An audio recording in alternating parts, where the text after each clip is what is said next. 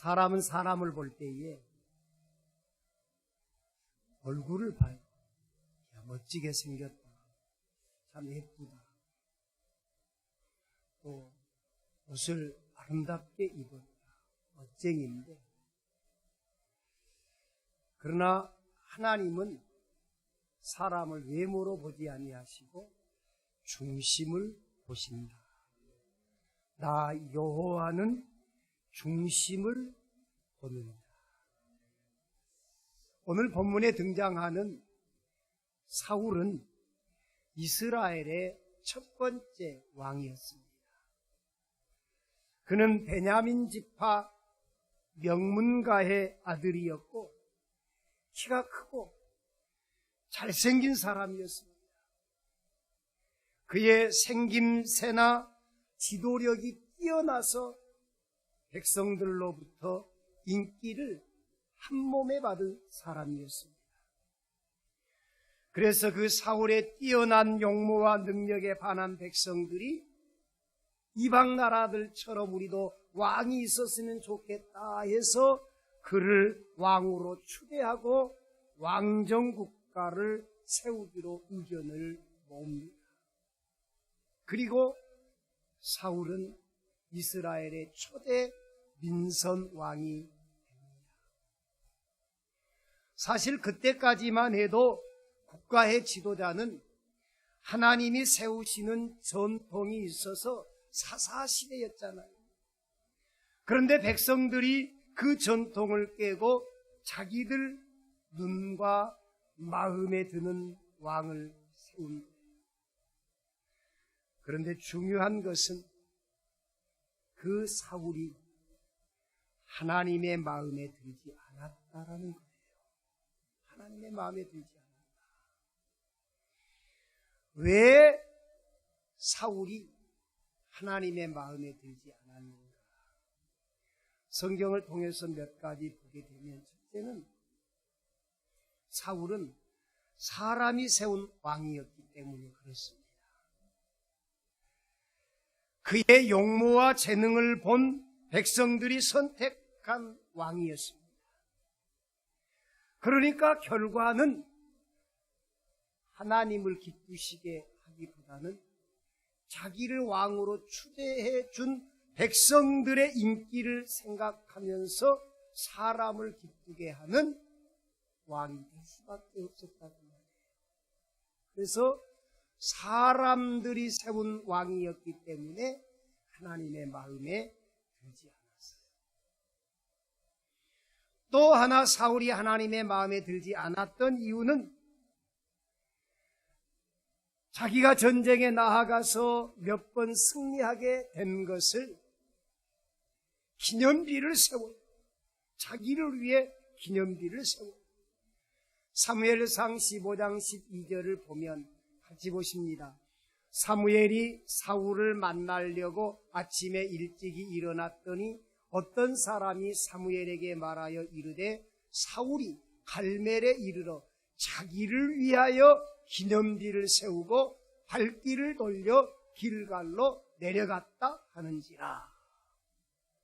전쟁에 승리한 전승 기념비를 하나님의 영광을 위해 세운 것이 아니라 자기를 위하여 기념비를 세웠다. 하나님 높이지 아니하고 자기를 높였어요. 자기를 높인 사울이 하나님의 마음에 들 리가 없지. 그 다음에 또 하나 사울이 하나님의 마음에 들지 않았던 이유는 탐심이 많았어요. 탐심, 욕심이 많았어요. 아말렉과의 전쟁에서 승리하게 되어지면 모든 전리품들을 하나님께서 불태워 없애라고 말씀을 하셨어요. 그런데 사무엘상 15장 19절에 보면 같이 보십니다. 시작. 어찌하여 왕이 여호와의 목소리를 청종치 아니하고 탈취하기에만 급하여 여호와께서 악하게 여기시는 일을 행하였나이까. 어찌하여 왕이 여호와의 목소리를 청정하지 아니하고 탈취하기만 급하여 여호와께서 악하게 여기시는 일, 즉 다시 말해서 좋은 것들을 챙겼다. 아말렉과의 전쟁에서 크게 승리한 사울이 많은 전리품을 빼앗았는데 그 중에 좋은 것을 다 빼돌리고 나쁜 것만 불태운 일이 있었습니다. 그때 하나님의 선지자 사무엘이 가축 울음소리를 듣고 이게 무슨 소리냐? 예, 하나님께 제사 드리려고 제물로 좋은 것을 남겨두었습니다. 그건 핑계였습니다. 자기가 취하려고 하는 탐심, 재물 욕심의 눈이 어두워 다 불태우라고 하는 하나님의 명령을 거역한 것입니다. 야고보서 기자는 말씀합니다. 욕심이 잉태한 즉 죄를 낳고 죄가 장성한 즉 사망을 낳느니라. 욕심 많은 사울이 하나님의 마음에 들 리가 없지요. 또 하나 사울이 하나님의 마음에 들지 않았던 것은 다혈질적이었습니다. 다혈질. 사무엘상 15장 27절에 보니까 같이 보십니다. 사무엘이 가려고 돌아설 때에 사울이 그의 옷자락을 붙잡음에 찢어진지라. 사울왕이 잘못했을 때 하나님의 선지자 사무엘이 지적을 해요. 그리고 지적을 하면서 떠나려고 할 때에 그의 옷을 붙잡아서 옷을 찢었습니다. 왜 떠나느냐? 내가 뭔데 나를 저주하고 나를 책망하느냐? 그리고 그 옷을 붙잡아 찢었습니다. 이것은 사울이 비록 그가 왕이지만 하나님의 선지자 사무엘을 얕잡아 본 것이고 하나님의 사자를 자기 성질에 못 이겨서 선지자의 옷을 찢어놓고야 말았다는 것입니다.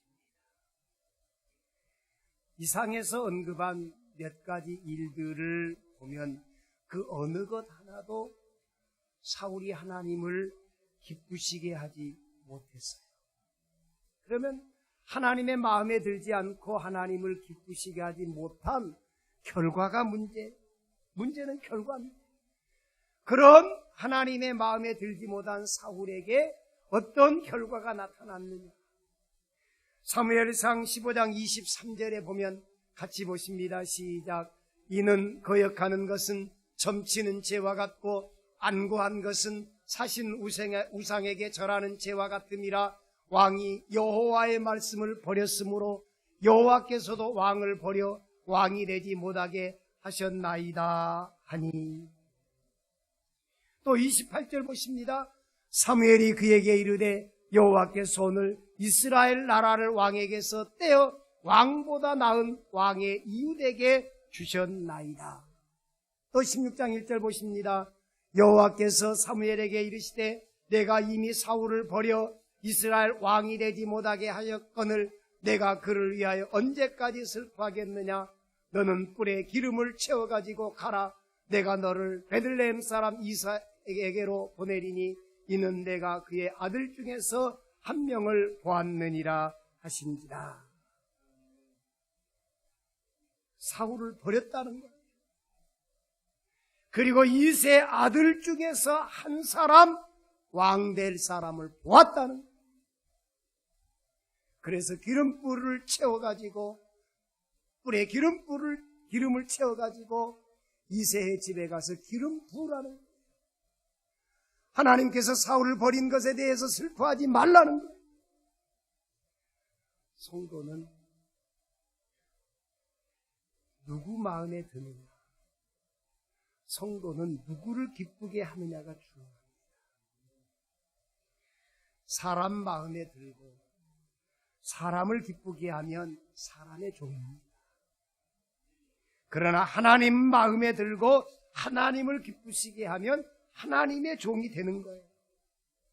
그래서 바울은 갈라디아서 1장 10절에서 우리 같이 보십니다. 시작. 이제 내가 사람들에게 좋게 하랴 하나님께 좋게 하랴 사람들에게 기쁨을 구하랴 내가 지금까지 사람들의 기쁨을 구하였다면 그리스도의 종이 아닙니다. 사람들을 좋게 하랴 하나님을 좋게 하랴, 사람을 기쁘게 하랴 하나님을 기쁘게 하랴. 지금까지 너희가 사람을 기쁘게 하며 사람을 좋게 했다면 그리스도의 종이 아니다. 그래서 하나님의 마음에 들지 못했던 사울 왕조는 대를 이어 왕을 세우지 못하고 사울왕 당대에 막을 내리고 그 후임으로 뽑힌 사람이 다윗이었습니다. 그런데 성경에 보면 성경 어느 곳에도 다윗이 왕이 되리라는 꿈도 꾼 일이 없었고 왕이 되고 싶다는 생각은 한 일도 없었어요. 그런데 어느 날 갑자기 하나님께서 하나님의 선지자 사무엘을 보내서 그를 왕으로 선택합니다. 다윗은 2세 8형제 가운데 막내였습니다. 왕은 장자가 되는 법이고, 그런데 다윗은 형들을 다 제치고 7형제를 다 제치고 막내인 다윗이 왕이 되었어요. 그리고 왕은 왕손이 왕이 되는 거예요. 장자나 장손이 왕이 되는 것이지 왕손이 아닌 사람이 왕이 될 수 없어요. 다윗은 사울 왕과는 아무런 상관도 없는 사람. 지파도 사울 왕은 베냐민 지파예요. 다윗은 유다 지파입니다. 지파가 달라요. 가문도 달라요. 그런 다윗을 왕으로 선택한 하나님의 기준이 뭔가? 하나님이 왜 다윗을 왕으로 세우셨는가? 본문을 통해서 깨달으시고 하나님의 마음에 드는 저와 여러분 되어지기를 주의 이름으로 바랍니다. 먼저는 다윗은 자기 맡은 일에 최선을 다했습니다. 자기 맡은 일. 오늘 16장 본문 11절을 보시면 같이 보십니다. 또 사무엘이 이새에게 이르되 내 아들들이 다 여기 있느냐? 이새가 이르되 아직 막내가 남았는데 그는 양을 지키나이다. 사무엘이 이새에게 이르되 사람을 보내어 그를 데려오라. 그가 여기 오기까지는 우리가 식사 자리에 앉지 아니하겠노라. 이새 아들 가운데 장자 엘리압을 지나가게 하고 삼마를 지나가게 하고 아미나답을 지나가게 하고, 그런데 7 형제를 다 지나가게 해도 하나님의 사인이 없어요. 네가 왕제다라고 말씀하시잖아요. 그래서 사무엘이 이새에게 너희 아들이 다 왔느냐? 아닙니다. 막내가 하나 있는데 지금 들에서 양을 지키고 있습니다. 오늘 살아가는 성도 여러분, 다윗의 아버지인 이새는 양을 키우는 사람이라 그 아들들도 양을 이어 키우고 있었어요. 그런데 형들은 다 집에 와서 선지자 사무엘을 만나고 있는데 막내 다윗은 아버지의 양을 지키고 있다. 7 형들은 사무엘 선지자를 만나 집으로 돌아왔고 다윗 혼자 양을 지키고 있었습니다. 끝까지 양을 지킨 사람, 자기 자리를 떠나지 않는 사람, 자기 일에 최선을 다하는 사람은 하나님이 기뻐하시는 줄로 믿습니다. 우리 속담에 한 우물을 파야 물이 나온다는 말이 있잖아요. 한 우물을 파야 물이 나온다. 여기 파고 저기 파면 샘 우물 팔 수가 없어요. 나무도 너무 자주 옮기면 뿌리를 내리지 못하고 자리를 잡지 못하고 몸살하느라고 크지 못하고 때로는 죽습니다. 직업도 옷 갈아입듯 바꾸면 성공하기 어렵고 직장도 조금 다니다가 팽개쳐버리고 그만두고 자꾸 옮기면 생활이 안 돼요. 신앙생활도 마찬가지입니다. 교회마다 완전한 하나님의 교회가 어디 있겠어요? 시험거리도 있고 문제도 있어요. 사람들이 모이는 곳이기 때문에. 그러나 거기서 한자리에 뿌리를 내리고 하나님 앞에 영광을 돌리고 헌신하고 시험을 이겨나가면서 신앙생활하는 거 하나님이 기뻐하세요. 우리는 지금 가정에서, 직장에서, 일터에서, 교회에서 내가 맡은 일에 최선을 다하는 사람을 하나님 기뻐하심을 깨달으시기를 주의 이름으로 바랍니다. 다윗은 아버지의 양을 지키는 일에 최선을 다했어요. 그 다음에 또 하나,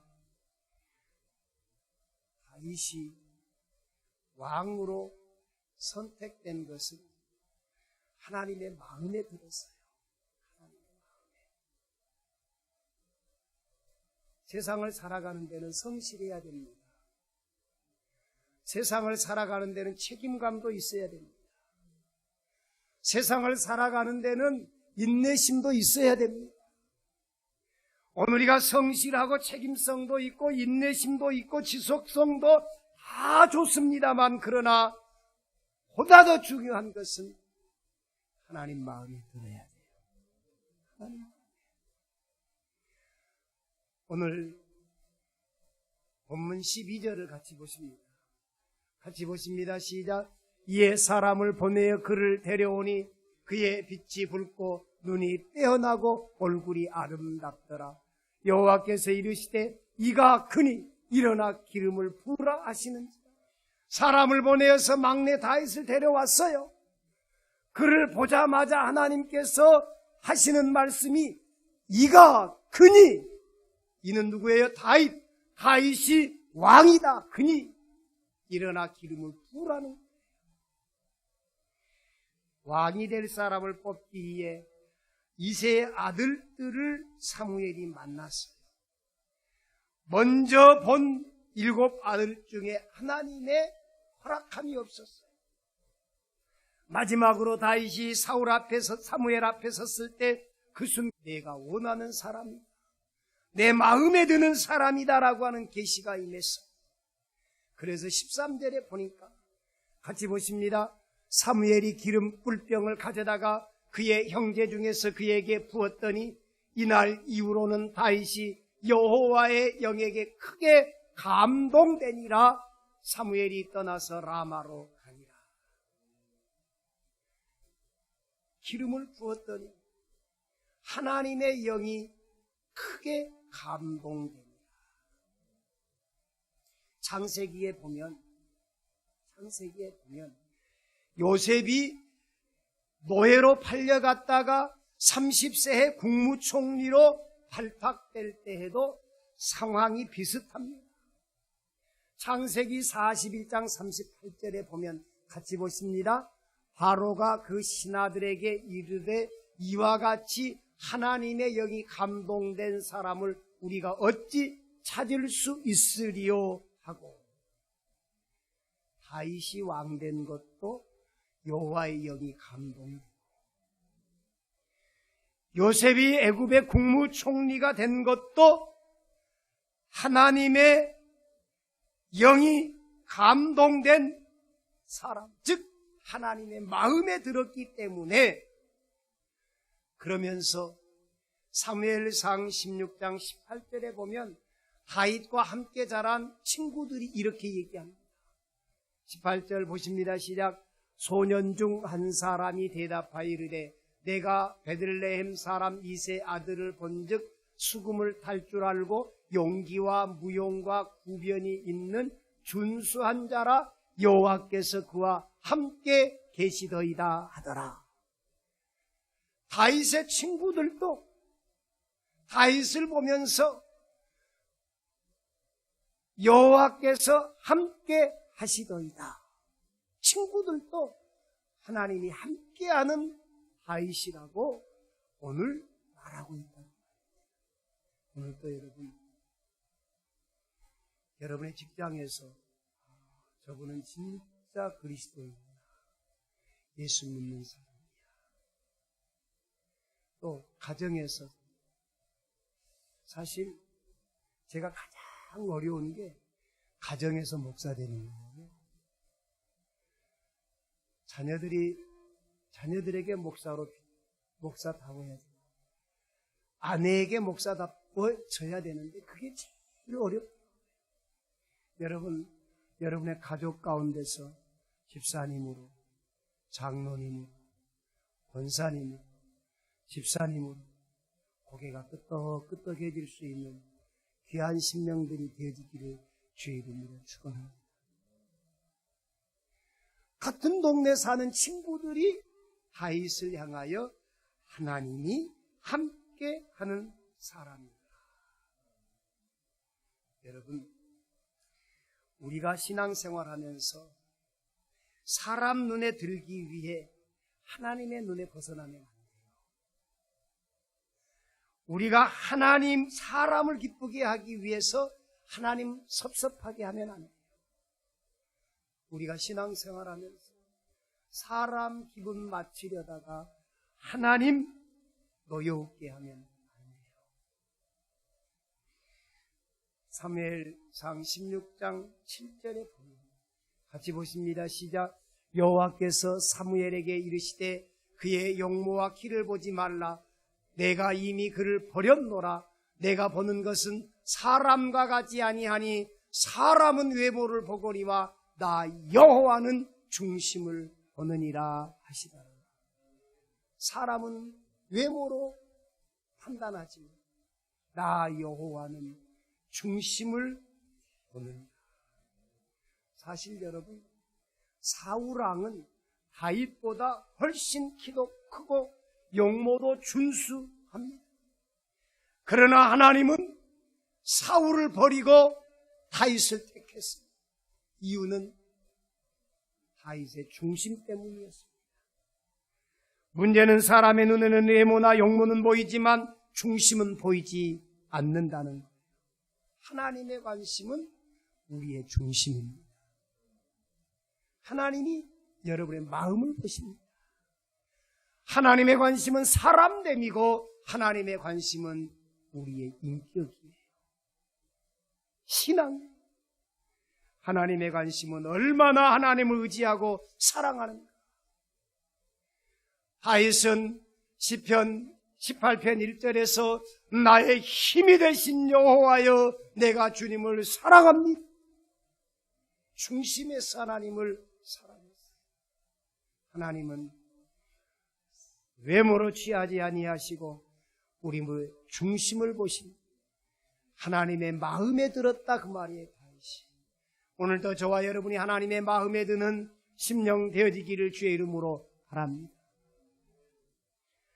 그리고 또 하나는 하나님의 마음에 드는 사람의 삶은 어떤 거냐라는 거예요.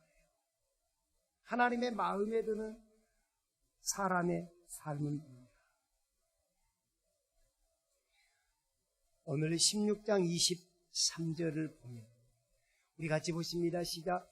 여호와 하나님께서 부리시는 악령이 사울에게 이를 때에 다윗이 수금을 들고 와서 손으로 탄즉 사울이 상쾌하게 났고 악령이 그에게서 떠나더라.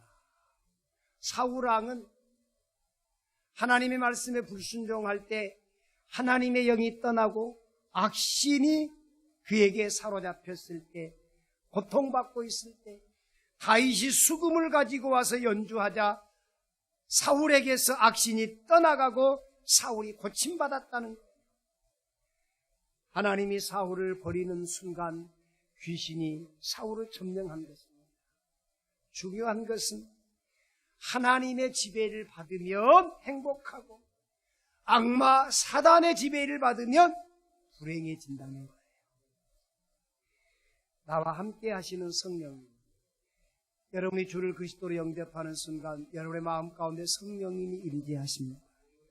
성령님이 내 안에 임재하시지만 내 안에 교만이 있으면 성령님 떠나십니다. 여러분의 마음 가운데 고집과 불신과 의심이 가득 차면 인격이신 성령님은 떠나십니다. 그리고 성령이 떠나가면 곧바로 마귀가 내 안에 들어와 점령군이 되는 거예요. 그 누구도 외엔 아니에요. 사울이 왕이지만 하나님의 신이 떠나가니까 악신이 그에게 임해서 사울이 마귀의 사람이 된 거예요. 사울은 악신에 들려 고생했고 다윗은 사울의 그 악신을 내쫓았습니다. 주목할 것은 다윗이 수금을 탈 때 악신이 물러갔다고 했는데 주경학자들은 다윗이 양을 치며 하나님을 찬양하던 그 노래를 연주했을 것으로 봅니다. 다시 말하면 다윗의 연주는 신령한 능력이 있었다는 거예요. 신령한 능력. 찬양은 신령한 노래입니다. 우리가 악기를 통해서 찬양을 연주하고 우리가 목소리로 하나님을 찬양할 때에 기교, 테크닉, 음악성, 예술성 다 필요하지만 거기 신령한 힘이 빠지면 안 됩니다. 신령한 힘은 기도로 만들어집니다. 하나님을 진심으로 사랑하고 하나님과 깊은 교제를 나눌 때 신령한 능력이 나타나는 거예요. 우리가 한주를 하거나 찬양을 할 때 기도하는 마음으로 한주하고 기도하는 마음으로 찬양을 드릴 때 거기 성령의 역사가 함께 하실 줄로 믿습니다. 사무엘상 17장 45절에 보면 우리 같이 보시겠습니다. 시작. 다윗이 블레셋 사람에게 이르되 너는 칼과 창과 단창으로 내게 오거니와 나는 만군의 여호와 이름 곧 내가 모욕하는 이스라엘 군대의 이름으로 내게 나아가노라. 47절 보십니다. 또 여호와의 구원하심이 칼과 창에 있지 아니함을 이 무리에게 알게 하리라. 전쟁은 여호와께 속한 것인즉 그가 너희를 우리 손에 넘기시리라. 이토록 철저한 믿음이 소년 다윗이 구척장수 골리앗을 이긴 것입니다. 다윗이 철 갑옷을 입고 창과 칼을 차고 있는 골리앗을 향해 돌을 던졌습니다. 소년 다윗이 던진 돌이 뭐 그리 대단한 능력이 있었겠습니까? 다윗은 던지기 선수가 아니에요. 그러나 그 돌을 하나님의 이름으로 던진 돌이었습니다. 다시 말하면 하나님이 던진 돌이었어. 다윗의 돌이 아닙니다. 하나님의 돌이고 다윗의 승리가 아니라 하나님의 승리인 줄로 믿습니다. 전쟁은 하나님께 속한 것이죠. 바로 이 신앙이 다윗의 시와 찬양 속에 역력히 나타납니다. 시편 가운데 다윗의 찬양에 보면 다윗은 하나님을 향해 나의 힘입니다. 나의 방패이십니다. 나의 요새십니다. 나의 구원이시며 나의 피난처시며 나의 머리를 들어주시는 분입니다. 이것이 다윗의 신앙이에요. 성경에서 만나는 사람 요셉, 성경에서 만나는 사람 다윗, 요셉, 모세, 바울이 하나님의 일꾼 된 것은 그들이 가진 조건 때문이 아닙니다. 그들이 가진 가방끈 때문이 아니에요. 그들의 중심 때문에 하나님이 그들을 사용하신 줄로 믿습니다.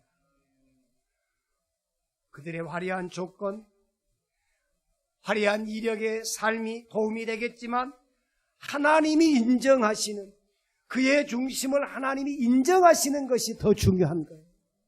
오늘도 우리가 우리의 화려한 이력이나 우리의 지식이나 우리의 가진 물질이 중요한 것이 아니라 사랑하는 성도 여러분, 하나님이 보셨을 때 그 중심, 하나님이 받으실 만한 심령이 되어야 한다. 각 시대마다, 나라마다 왕들은 수비대를 만들고 대통령들은 경호실을 만들어 자신을 지켰습니다. 이번에 대선 끝나니까 대선 선거운동 하러 다닐 때는 그냥 다니더니 당선되었다라고 하는 뉴스가 딱 뜨니까 윤석열 그 당선인 막 사이카가 또 그냥 뭐 경호 방탄차가 쫙 경호하잖아요. 경호. 그런데 여러분,